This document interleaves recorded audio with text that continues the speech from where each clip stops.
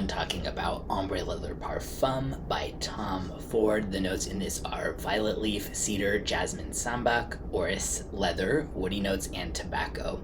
So this is very leathery, and I say that with emphasis, even though it's like, duh, it's in the title and the notes, whatever, because before I tried it, I remember I would always see people saying, oh, if you like Tuscan leather, but it's just way too strong with you, try ombre leather. It's so wearable in comparison. It's so much lighter and all this stuff. And I'm sure people smell things differently, so it really might smell that way to some people. But for me, and to a lot of the other comments that I saw, this is not some super accessible leather fragrance. And I say that as someone who's a fan of leather notes. I like this. Like, I'm not even saying that I don't like it, but I would just advise anybody else who hasn't tried it to not go into it thinking that it's going to be some like really, really soft, light powdery leather or something like that. It's very in your face leather / gasoline-y almost at times.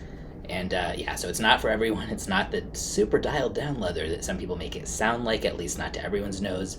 But I like it. I mean, I think it smells like, kind of badass and expensive rich at the same time. And sometimes those aren't always like, there's no Venn diagram all the time that has like both of those sides in it. Sometimes something's like really rough and badass, and some things, really rich and classy. And this kind of is both, which is kind of cool if you like that.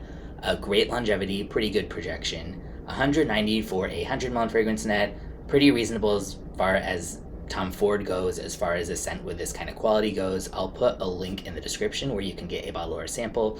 And in terms of how this compares to the other ombre leather, I guess it's an eau de toilette, I can't even remember, but the other one with the name Ombre Leather by Tom Ford, so similar, like so similar. You definitely do not need to own both, in my opinion. But I'll do a review of that one separately at some point as well, but it's probably going to be pretty much the same thing as this one. So check it out if you think it sounds good to you.